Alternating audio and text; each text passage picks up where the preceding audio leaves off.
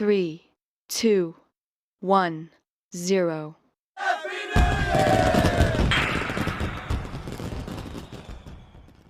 जी हाँ दोस्तों, तो चलिए देखते हैं 5 क्वेश्चन जो आपको एग्जाम के व्यू से रामबाण साबित हो सकता है। जी हाँ सर, ये मेरा वादा है कि यदि आपने 5 क्वेश्चन को कर लिया तो सर इसके अलावा आपको कोई भी क्वेश्चन करने की जरूरत नहीं पड़ेगी। क्यों? क्योंकि दोस्तों अगला कुछ भी क्वेश्चन आ जाए, यदि आपके 5 क्वेश्चन आपके अगर दिमाग में है तो सर इससे आप रिलेट करके किसी भी क्वेश्चन का जवाब आप बिल्कुल दे सकते हैं। ठीक है, आइए देखते हैं पहला क्वेश्चन क्या है। देखते हैं सर, आपके स्क्रीन के सामने पहला क्वेश्चन बोलता है व्हाई वाज फ्रेंड्स अफ्रेड। जी हाँ बिल्कुल, यानी कि फ्रेंड्स अफ्रेड क्यों था, यानी कि फ्रेंड्स डरा हुआ क्यों था ऑफ गोइंग टू स्कूल।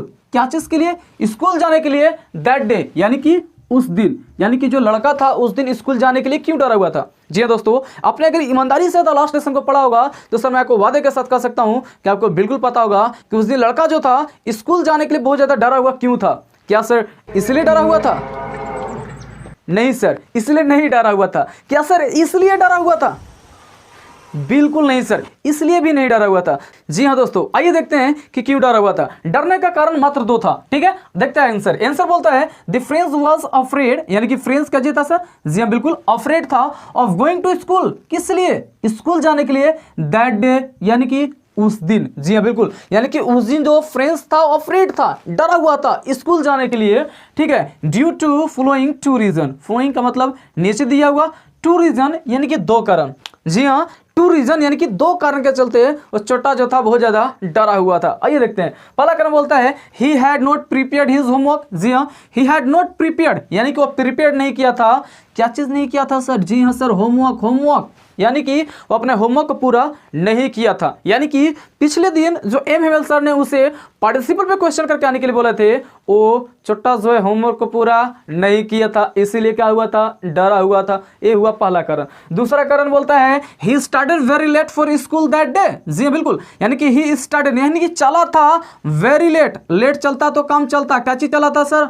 बहुत देर चला था। यानी कि स्कूल था 8 बजे तो छोटा रास्ता में है 10 बजे, तो बताओ डरेगा कि नहीं डरेगा? बिल्कुल डरेगा सर। यानी कि दोस्तों he started very late for school, यानी कि वो स्कूल के लिए बहुत देर से चला था।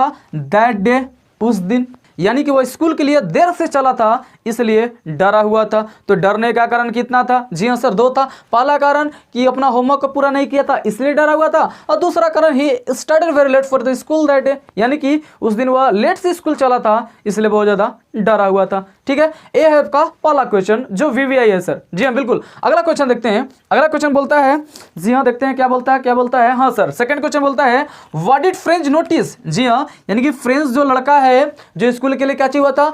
लेट हुआ था। यानी कि what did friends notice, friends ने क्या चीज नोटिस किया? नोटिस का मतलब हाँ सर गौर करना, यानी कि फ्रेंड्स क्या चीज गौर किया? दैट वाज अनयूजुअल, जो कि कुछ अलग था, यानी कि कुछ अलग था अबाउट द स्कूल। क्या चीज के बारे में? जी हाँ सर, स्कूल के बारे में। किस दिन? दैट डे यानी कि उस दिन। किस दिन? जिस दिन छोटा लेट था उस दिन। कौन छोटा? अरे हाँ सर वही फ्रेंड्स। यहाँ देखिए फ्रेंड्स बाबू कहाँ गए? यहाँ है। ठीक है, यानी कि फ्रेंड्स बाबू उस दिन स्कूल में क्या चीज नोटिस की है। ठीक है, आइए देखते हैं शॉर्ट में एक बार फिर से। बोलता what did friends notice, friends ने क्या चीज गौर किया? दैट वाज अनयूजुअल, जो कि कुछ अलग था अबाउट द स्कूल।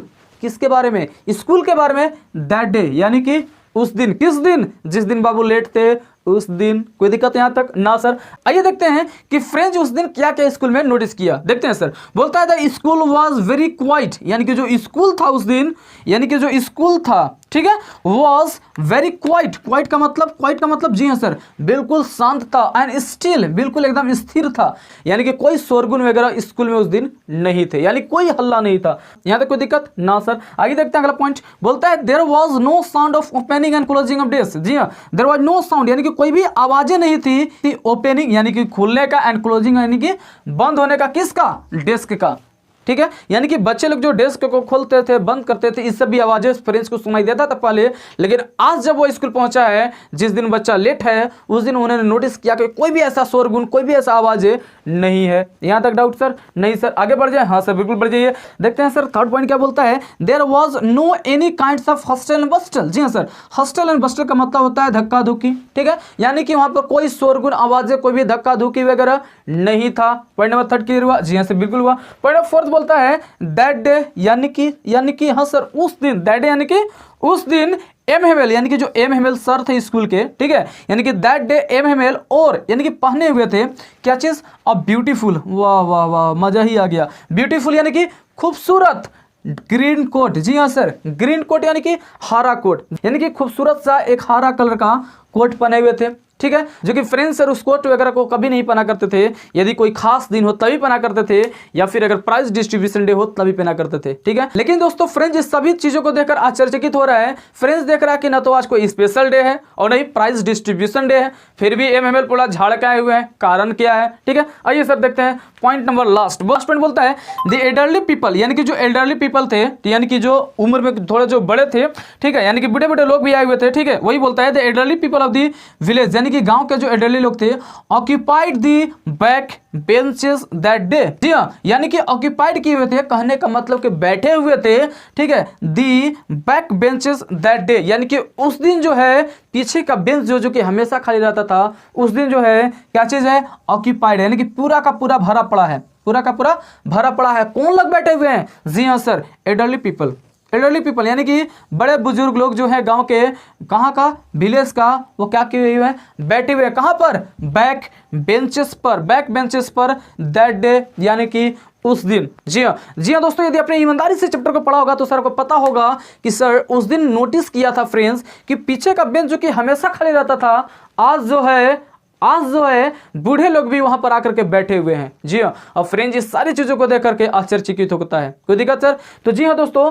तो ये था आपका फर्स्ट क्वेश्चन और ये था सेकंड क्वेश्चन, जो कि बहुत ज्यादा वीवीआई है, और ये क्वेश्चन तो एकदम वीवीआई है। जी हाँ, भगले भगले आई यानी कि वीवीआई। कोई दिक्कत यहाँ तक? यानी कि दोस्तों इस क्वेश्चन का आपको जरूर कर लेना है। जी हाँ, ये क्वेश्चन आपका बहुत इंपॉर्टेंट है, क्वेश्चन नंबर सेकंड। यहाँ तक कोई दिक्कत सर? ना सर, बिल्कुल दिक्कत नहीं है। चलिए दोस्तों अगले क्वेश्चन की तरफ बढ़ते हैं। आइए देखते हैं क्वेश्चन नंबर फोर्थ क्या बोलता है। क्वेश्चन नंबर फोर्थ बोलता है कि हाउ वॉज एमएमएल ड्रेस। जी हाँ, यानी कि how was MML dress. Dress का मतलब यहाँ पर है यानी कि कैसे कपड़े पहने हुए थे, कौन, एमएमएल, यानी कि how was MML dressed for school that day, यानी कि स्कूल के लिए, ठीक है, हाउ यानी कि कैसे कपड़े पहने हुए थे, कौन, एमएमएल, बिल्कुल सर, यानी कि एमएमएल उस दिन स्कूल के लिए कैसे कपड़े पहने हुए थे। बहुत ज्यादा इंपॉर्टेंट क्वेश्चन है, ठीक है। जी हाँ दोस्तों, तो आइए देखते हैं इसका आंसर। आंसर क्या बोलता है देखते हैं। बोलता है दैट डे, यानी कि उस दिन एमएमएल, जी हाँ बिल्कुल, यानी कि दैट डे उस दिन एमएमएल, यानी कि जो एमएमएल सर थे स्कूल के, और अ ब्यूटीफुल ग्रीन कोट, जी हाँ, यानी कि एक खूबसूरत सा ग्रीन कलर का कोट पहने हुए थे, कौन, एमएमएल। क्वेश्चन आपसे ये पूछा था कि how was MML dress, MML कैसे पहने हुए थे कपड़े फॉर स्कूल, स्कूल के लिए दैट डे, यानी कि उस दिन तक कैसे पहने हुए थे। फिर से बात देखते हैं। बोलता है दैट डे एमएमएल और अ ब्यूटीफुल ग्रीन कोट। जी हाँ दोस्तों, एक खूबसूरत सा हरा कलर का कोट पहने हुए थे, और क्या था सर, हाँ सर, फ्रिल शर्ट, यानी कि झालरदार शर्ट पहने हुए थे, लिटिल ब्लैक सिल्क कैप, यानी कि एक छोटा सा ब्लैक कलर का, कौन सा कलर याद रखेंगे आप, ब्लैक कलर का सिल्क का कैप पहने हुए थे। कैप का मतलब टोपी पहने हुए थे। आगे बोलता है ऑल एम्ब्रॉयडर्ड, यानी कि सारा का सारा क्या चीज था सर। जी हाँ दोस्तों, सारा का सारा कढ़ाई का था। कढ़ाई आप समझते हैं, नहीं जानते हैं, नहीं जानते होंगे तो सर देख लीजिए बंस से, आपको देख रहे हैं आप। जी हाँ, सारा का सारा इनका जो कपड़ा है पूरा कढ़ाई किया हुआ है। कढ़ाई करने का मतलब कपड़े पर जो डिजाइन बना होता है, दैट इज कॉल्ड कढ़ाई। कोई दिक्कत है यहाँ तक? ना सर, बिल्कुल ना दिक्कत है। आगे बढ़ जाए, हाँ सर बिल्कुल बढ़ जाइए, देखते हैं। आगे बोलता है he used to wear those clothes, यानी कि he used to wear those clothes, यानी कि वो जो है उस कपड़े को पहना करते थे ओनली ऑन इंस्पेक्शन डे, यानी कि ओनली का मतलब, जी हाँ सर, ओनली का मतलब केवल, ओनली ऑन इंस्पेक्शन डे, यानी कि कोई अगर खास दिन होता था तब, और मींस या तो फिर प्राइस डिस्ट्रीब्यूशन डे। जी हाँ, यानी कि प्राइस डिस्ट्रीब्यूशन डे होता था तब, यानी कि he used to wear those clothes, उस कपड़े को पहना करते थे ओनली ऑन इंस्पेक्शन डे और प्राइस डिस्ट्रीब्यूशन डे, यानी कि या तो कोई अगर खास दिन होता था तब, या तो फिर अगर प्राइस डिस्ट्रीब्यूशन डे होता था तब। कोई दिक्कत है यहाँ तक? ना से बिल्कुल दिक्कत नहीं है। बट दैट डे, लेकिन उस दिन, बट दैट डे यानी कि लेकिन उस दिन ही, और वो पहने हुए थे this kinds of outfit. Outfit का मतलब सर पोशाक, आउटफिट का मतलब दोस्तों पोशाक, लेकिन उस दिन इस तरह के वो आउटफिट को पहने हुए थे because his last day of the school. जी हाँ, because he is last day of the school, यानी कि क्यों पहने हुए थे, क्योंकि उस दिन उनका लास्ट डे था, क्या चीज का, स्कूल का, यानी कि उस दिन उस स्कूल का, जिस स्कूल में पढ़ाते थे, उस दिन उनका लास्ट डे था और इसी के लिए वो कपड़े को क्या किए हुए थे, पहने हुए थे। कहने का मतलब कि वो एक रिस्पेक्ट में पहने हुए थे, एक आदर में पहने हुए थे। यहां तक कोई दिक्कत सर? ना सर, बिल्कुल दिक्कत ना है। आइए सर बढ़ते हैं क्वेश्चन नंबर 4 की तरफ। जी हाँ, यह आपका 3 था और ये हो गया आपका क्वेश्चन नंबर 4। क्वेश्चन नंबर 4 क्या बोलता है? What changes did the order from the Berlin. जी हाँ, व्हाट चेंजेस यानी क्या क्या बदलाव डिड यानी कि क्या क्या बदलाव किया, ठीक है, the order from the Berlin, Berlin से जो ऑर्डर आया था, यानी कि बर्लिन से जो ऑर्डर आया था, कहाँ? जी हाँ, बिल्कुल, अल्सास और लॉरेन, यानी कि फ्रांस के अंदर जो बर्लिन से जो ऑर्डर आया था, ऑर्डर का मतलब सर, जी हाँ बिल्कुल, आदेश। कोई दिक्कत? चलिए सर, 1 सेकंड में रिपीटिंग, फिर से रिपीट कर, सुनिए ध्यान से। बोलता है व्हाट चेंजेस डिड, मतलब क्या क्या बदलाव किया, the order from the Berlin, यानी कि बर्लिन से जो ऑर्डर आया, बर्लिन से जो आदेश आया, वो क्या क्या बदलाव किया, ठीक है, काउज इन द स्कूल, मतलब क्या क्या बदलाव किया, कहां पर? स्कूल में। यानी कि जब बर्लिन से ऑर्डर आया अल्सास और लॉरेन डिस्ट्रिक्ट में, यानी कि जो फ्रांस के अंडर में था, ठीक है, वहां पर क्या क्या बदलाव आया, जब वहां से ऑर्डर आया तब, ठीक है। यदि आपने लेसन को पढ़ा होगा तो सर आपको बिल्कुल इसका आंसर चुटकियों में बनेगी, ठीक है। देखते हैं सर, आइए देखते हैं। आंसर बोलता है the order from the Berlin, यानी कि जो ऑर्डर आया कहां से? बर्लिन से, काउज फ्लोइंग चेंजेस, नीचे दिया हुआ बदलाव को काउज किया इन द स्कूल, कहां पर दोस्तों? हाँ दोस्तों, स्कूल में। देखते हैं पहला बदलाव क्या है। पहला बदलाव बोलता है फ्रेंच फील्ड वेरी सोरो, यानी कि फ्रेंच बहुत सोरो फील किया। सोरो का मतलब जी हाँ, सोरो का मतलब दुख, ठीक है। यहां पर आप सॉरी का भी इस्तेमाल कर सकते हैं, यानी कि फ्रेंच फेल्ट वेरी सोरो, यानी कि फ्रेंच बहुत बुरा महसूस किया, बहुत उसको दुख लगा। किस लिए दुख लगा sir? For not learning his lesson, जी हाँ, यानी कि अपने लेसन को नहीं सीखने के लिए। यानी कि जो फ्रेंच जो छोटा था वो बचपन से, यानी कि शुरुआत से कभी भी वो पढ़ाई पर कभी भी अटेंशन नहीं किया था, और जब उसको पता चला कि सर आज फ्रेंच लैंग्वेज का this is the last lesson, तो उसको बहुत ज़्यादा क्या होता है? बहुत ज़्यादा बुरा फील होता है। तो वही बोलता है कि फ्रेंच फेल्ट वेरी सोरो, बहुत उसको दुख अनुभव हुआ, for not learning his lesson, अपना लेसन को नहीं सीखने के लिए। यहां तक कोई दिक्कत ना सर? अगला पॉइंट देखते हैं। अगला पॉइंट बोलता है एमहेमेल बिकम मोर सिंपैथिक। जी हाँ, बहुत खूबसूरत सा लाइन है। एमहेमेल बिकम मोर सिंपैथिक, मतलब बहुत ज्यादा उस दिन दयालु हो गए, दैट डे, यानी कि उस दिन, ठीक है। तो एमहेमेल बिकम मोर सिंपैथिक, मतलब बहुत, मोर का मतलब ज्यादा, ठीक है, बहुत ज्यादा दयालु हो गया, दैट डे, यानी कि उस दिन। किस दिन? जी हाँ, जिस दिन ऑर्डर आया उस दिन, ठीक है। क्यों, कैसे पता चलता है कि उस दिन बहुत ज्यादा सिंपैथिक हो गए? जी हाँ सर, इस पॉइंट से मेरे को तो पता चलता है कि अक्सर बच्चे जब स्कूल में लेट आया करते थे तो सर जी क्या किया करते थे? जी हाँ सर, ठोका करते थे। कहने का मतलब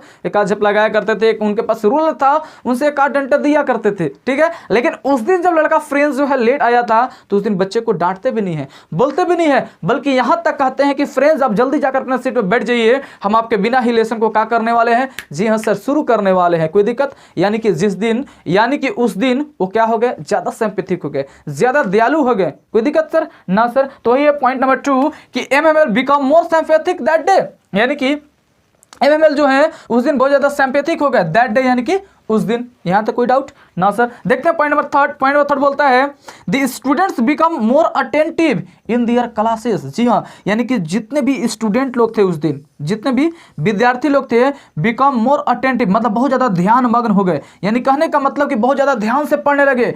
इन देयर क्लासेस, कहां पर? अपने क्लासेस में, अपने क्लासेस में वे बहुत ज्यादा क्या करने लगे? ध्यान से पढ़ रहे थे उस दिन। तभी तो फ्रेंड्स को जो कभी कुछ भी नहीं समझ में आता था, आज उसको द लास्ट लेसन और पूरा का पूरा एकदम परे समझ में आ गया, ठीक है। यानी कि पूरा आज उसको समझ में आ जाता है और जान करके वो आश्चर्यचकित हो जाता है कि आज हमको पूरा का पूरा लेसन क्यों समझ में आ गया, कैसे समझ में आ गया। आने का कारण पता चला सर? जी हाँ सर, बिल्कुल एक कारण था। क्यों? क्योंकि बहुत ज्यादा उस दिन अटेंटिव थे, सारे के सारे जो क्लास में थे स्टूडेंट बहुत ज्यादा अटेंटिव थे। ये था आपका चौथा बदलाव, सॉरी ये था आपका तीसरा बदलाव। कोई दिक्कत है? चौथा बदलाव देख लेते हैं। फ्रेंड्स फीलिंग अबाउट एमएमएल, मतलब फ्रेंड्स का जो फीलिंग था, फीलिंग कहने का मतलब अंदर से जो सोचता था, ठीक है। फ्रेंच फीलिंग अबाउट एमएमएल, किसके बारे में? एमएमएल के बारे में, ठीक है। यानी फ्रेंच का जो अनुभव था, फ्रेंच का जो फीलिंग था, किसके बारे में? एमएमएल के बारे में। ऑल्सो चेंज, वो भी बदल गया। जी हाँ, वो भी बदल गया। जब फ्रेंच को पता चला था कि हाँ आज के बाद जो सर हैं, हमारे जो एमएमएल सर हैं, आज के बाद में हम लोगों को नहीं पढ़ाएंगे, तो उस समय उसको बहुत ज़्यादा दुख लगा था, तकलीफ लगा था। पहले तो सोचता होगा अरे यार इतना ज़्यादा मारते हैं, इतना ज़्यादा कड़ा रखते हैं हम लोग को, बहुत जल्दी यहाँ से निकल जाए, ऐसा वैसा हर कोई सोचता है, ठीक है। अगर आपके भी लाइफ में अगर कोई कड़ा टीचर होंगे, कहने का मतलब उनका जो नेचर है बहुत ज़्यादा हार्ड होगा, क्रूल होगा, तो आपको भी लगता होगा कि यार बहुत जल्दी स्कूल से निकल जाए, ठीक है। लेकिन जब स्कूल से अगर वो सर जाने लगेंगे तो सर मैं वादे के साथ कह सकता हूँ कि आपको भी थोड़ा तकलीफ जरूर होगा। क्यों? क्योंकि वो जो सर थे ईमानदारी से पढ़ाते थे, यानी कि एमएमएल जो सर थे भले थोड़ा कड़ा स्वभाव के थे लेकिन पढ़ाते बड़ा ईमानदारी से थे, ठीक है। तभी तो वो 40 वर्षों से इस स्कूल में क्या कर रहे थे, काम कर रहे थे।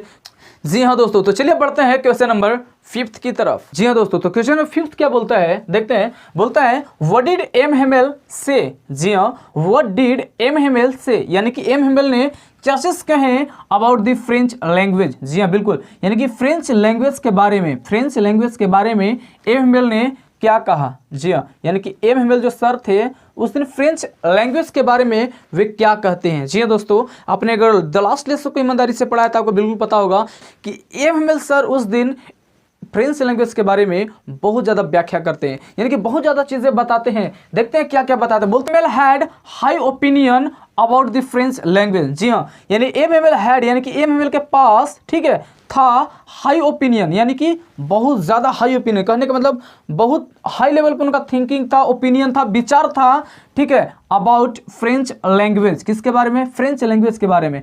फ्रेंच लैंग्वेज के बारे में उनका क्या चीज था? हाई ओपिनियन, यानी कहने का मतलब उनका जो नजरिया था फ्रेंच लैंग्वेज के प्रति बहुत ज्यादा हाई था, कहने का मतलब अच्छा था, ठीक है, ठीक है। देखते हैं वो क्या कहते हैं और आगे आगे बोलते हैं ही सेड दैट, यानी कि वह कहते हैं, क्या बताते हैं, बोलते हैं कि it was the most beautiful language in the world. जी हाँ, यानी कि it was the most beautiful language, यानी कि यह मोस्ट ब्यूटीफुल लैंग्वेज है इन द वर्ल्ड, यानी कि पूरे संसार में। जी हाँ, यानी कि पूरे संसार का ये सबसे बेस्ट लैंग्वेज है। कौन कौन? जी हाँ, फ्रेंच लैंग्वेज। कौन सा लैंग्वेज? French language. और बोलते हैं कि फ्रेंच लैंग्वेज दुनिया का सबसे बेस्ट लैंग्वेज है। कोई दिक्कत सर? ना सर, आगे बढ़ जाए। हाँ सर, बिल्कुल बढ़ जाइए। इन द वर्ल्ड यहाँ तक हो गया। ही ऑल्सो सैड, वो ये भी कहते हैं, क्या कहते हैं, दैट कि दे मस्ट गार्ड इट, यानी कि वे लोगों को, यानी कौन? जो भी लोग क्लास में आए थे, ठीक है, बूढ़े बुजुर्ग लोग आए थे, बच्चे लोग उस दिन जितने भी आए थे, ही ऑल्सो सैड दैट, वो ये भी कहते हैं that they must guard it. Guard का मतलब क्या? गार्ड का मतलब गार्ड लगा दो, नहीं सर, गार्ड कहने का मतलब उनके सुरक्षा करके रखना चाहिए, यानी कि फ्रेंच लैंग्वेज को क्या करके रखना चाहिए? बचा करके रखना चाहिए, गार्ड करके रखना चाहिए, सुरक्षित रखना चाहिए। कोई दिक्कत यहाँ तक? ना सर, आगे बढ़ जाए। हाँ सर, बिल्कुल बढ़ जाइए। एमॉन्ग देम, कहाँ? उन लोगों के बीच, यानी कि अपनों के बीच में उस लैंग्वेज को सुरक्षित करके रखें। Okay, and never forget it, और इसे कभी भूले ना। नेवर फॉरगेट इट, और इसे कभी भूले ना, बिकॉज, क्योंकि, बिकॉज मीन्स क्योंकि, it is like a key, क्योंकि एक चाबी के जैसा है, to their prison, to their prison, यानी कि एक पिंजड़े की चाबी के जैसा है, एक जेल का चाबी के जैसा काम करेगा। कौन? इनका जो फ्रेंच लैंग्वेज है वो क्या कहते हैं? इस लैंग्वेज को गार्ड करके रखें, सुरक्षा करके रखें, इसे कभी भूलने की कोशिश ना करें। जी हाँ, इसे कभी भूलने की कोशिश ना करें। और क्या बोलते हैं कि इट इज लाइक अ की ऑफ द प्रिजन, यानी कि किसी भी पिंजड़े का, किसी भी जेल का चाबी के जैसे क्या करेगा सर? काम करेगा। कोई दिक्कत यहाँ तक? ना से बिल्कुल दिक्कत नहीं है। जी हाँ दोस्तों, तो आज के इस वीडियो में इतना ही। मिलते हैं अगले वीडियो में एक अगले टॉपिक के साथ, तब तक लिए बाय बाय।